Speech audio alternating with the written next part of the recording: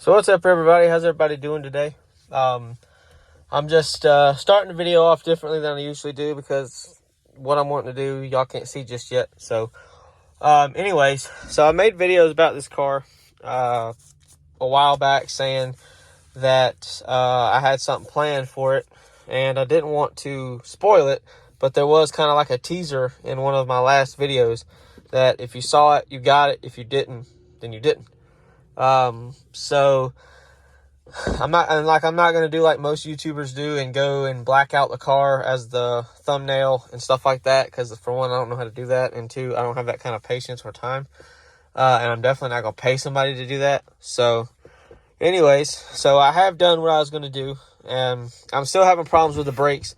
Like when I sit here and pump them up, just sitting here, they're fine. But once I start driving and stuff like that, they're not at 100%. So I'm going to have to just suck it up and go and take it to somebody and find out why I can't bleed the brakes like I want to. But it's probably more or less because I'm an idiot and don't know what I'm doing. And I am still having problems with the lights. So eventually, like sometimes they'll work like they're supposed to. Other times they won't. So I think either the switch is going bad or the actual LCM is having an issue. So I don't know if the recall for the LCM has been done to this car. I can probably call a dealership and ask. I'll probably call the dealership that I know that this car has been to quite often, so they'll know this car's history, and they can look up, see what's been done to it. But, yeah, so that's going to have to be taken care of. But I also may just get the car where it's somewhat drivable and sell the car how it is, and then just start with something new, because this car is going to need a lot more than I want to deal with right now. I shouldn't have gotten rid of the Tahoe, but, you know, it is what it is. You learn from your mistakes, stuff like that, whatever. And there's going to be stuff that I talk about for the truck also, because it might be getting sold soon anyways. But there's more reason for that. There's a more legitimate reason for me selling the truck than there is this. But anyways, so like I said in the other video, there was something I was going to do to this I didn't want to spoil, and I didn't want to say it because then everybody like, oh, I'm ready to watch that. So I was like, all right, well, I'll make people wait, and then they'll be like, well, what's he going to do? What's he doing? You know, what's he got going on? Blah, blah, blah. So that's what this video is going to be about. And like I said, it's going to be about the truck. But I wanted to give an update on the brakes. I have all the brakes changed. I have all the calipers changed. I tried to bleed it 3 or 4 times, and the pedal still goes to the floor. So I've changed the master cylinder. I've done all that. I haven't been able to bleed the brakes with the ABS bleed because I don't have a computer to do that. So that's the only way to do it. You have to have a computer or some kind of a diagnostic tool that has that ability. I don't have that. So it's going to have to either be taken to a dealer or taken to a shop. I'll probably take it to a shop before I take it to a dealer, because they'll probably tell me that I need X, Y, and Z, and I probably don't. So anyway. But anyways, like I said, I'm going to start stalling because almost 3 minutes, 15 seconds is long enough. So what I did was I put the 22s on the Crown Vic that I had on the Fusion. And for those that know these cars, they know that the Fusion and the Crown Vic do not have the same bolt pattern. So these are the Ballers. They are a gloss black wheel. They are 22 by 8.5. Don't remember the offset or nothing like that. The hub bore is pretty big. It's like 72.5 millimeters, I believe. Like I said, I have all the specs on these wheels in another video that I had for the Fusion when they were on there. So if you want to know everything about these wheels, that's where you need to go to find out what they are and everything about them.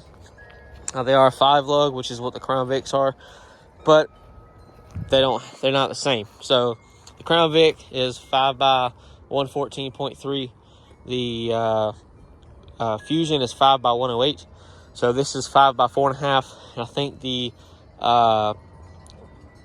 Fusion is 5 by 4.25, or maybe 5 by 4.75, something like that.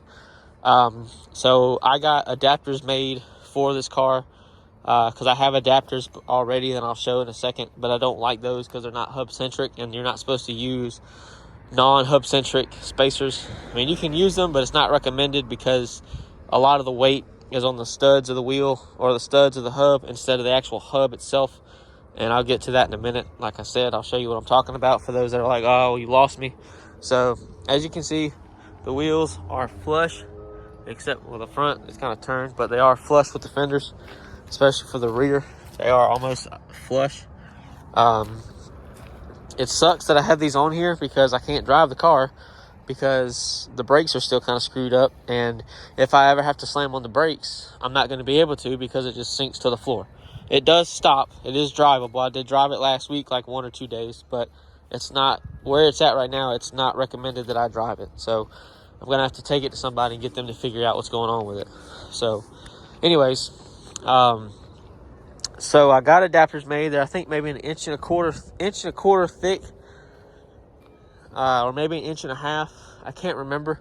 They're like 18 or 19 millimeters thick, so whatever that equates to as far as inches. They are from the company that made the spacers that I had on the Tahoe. They're Bora, but they're called Motorsport Tech, I believe. They own those brands. These are said Adapt Tech on them. Which wheel was it? I think it was this back wheel that it'll show you. Yep, it says Adapt Tech. So, and I actually got rush build time, so I got these within a week.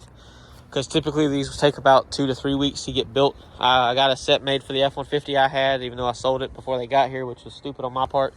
That was $300 and some wasted. I had the 2 on the rear of the Tahoe, which those weren't a waste. I got those done. I think I bought some for something else. I had spacers for the Colorado, but I didn't buy them from them. I thought those are Titan. I bought them off Amazon. Those are hub-centric, but anyway. I haven't had any issues with these, but like I said, I haven't been able to drive the car enough to be able to see if there's going to be any problems with them. The wheels, I know, need to be rebalanced. And yes, this wheel's still kind of fucked up from where I curbed it trying to go help my sister that one time last year or the year before. But like I said, I got them adapted. I got them on there. They're torqued like they're supposed to be. There's 100 foot-pounds for the Crown Vic and the Fusion. It actually said that the Crown Vic was like 95 or some change, but I went ahead and did it to 100 just because. So you need to make sure after you drive about 5 to 10 miles, you go and come back and check them. I haven't checked them yet, but I don't think that they've loosened. But you want to be on the safe side with this kind of stuff because you don't want the wheels flying past you. And a lot of people are probably going to be wondering, well, why did you put the 22s on it? Like, well, the wheels that were on the car, the factory 16s or whatever they were, the tires were shot to shit and they were starting to dry rot. And with it getting warmer, I don't want to drive on dry rotted tires. And I mean, yeah, the tires were for this car, for that size, were like $300 for a set of 4 brand new tires. But with the wheels, I also wanted to get them refinished. But I'm not going to worry about it, especially if I sell this car, because I will sell it with the wheels in the system all together as a package, because I don't want any of this shit back in the house. And if people don't want to buy them separate, then that's fine. I'll take the shit off and I'll keep it and put it on something else, or I'll sell it all. Because the subs are still hooked up, the wheels are on it. So, if, you know, I'm sure somebody would buy this whole car and they'd be ready. They'd be set to go.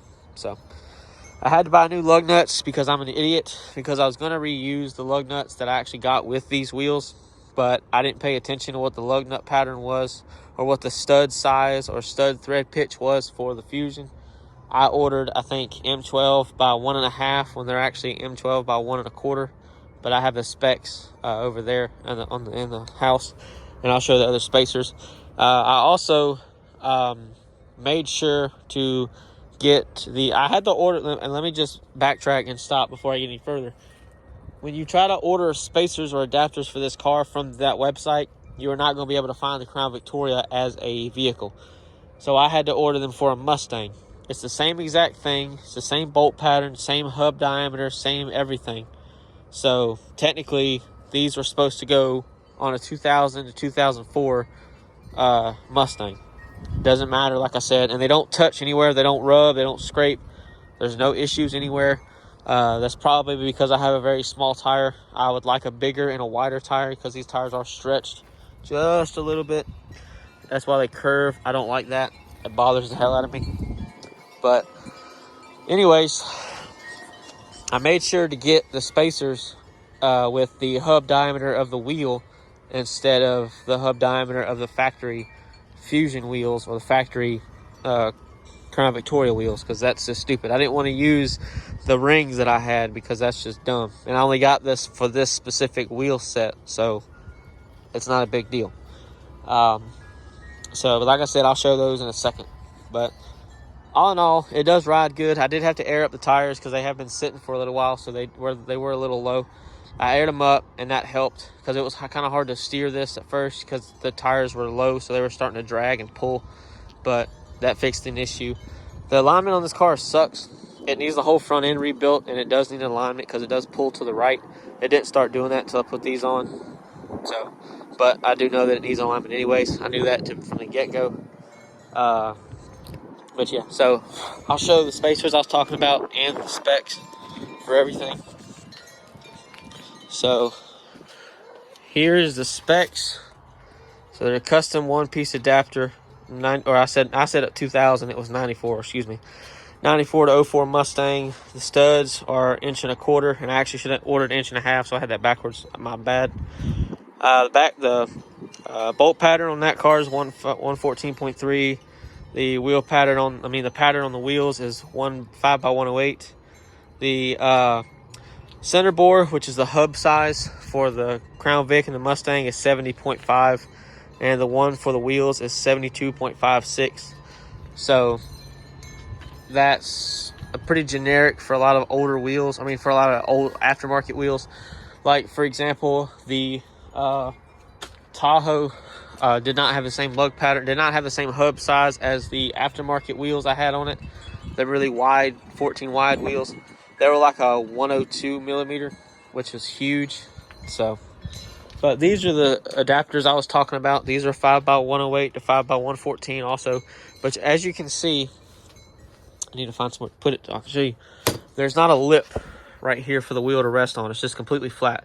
So with using these, all the weight of the car would be on these studs, and that's not something you want. You don't want that at all.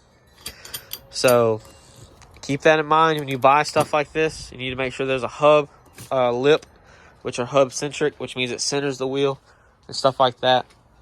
So I have no use for those now, and I bought those like 2 or 3 years ago, and I remembered I had them. I thought I threw them away, but I didn't. So I'm glad I still had them, because I actually tried one of these wheels on the car with those adapters just to see what they look like and see how far they'd stick out. And with those are, I think, maybe 2 inches thick.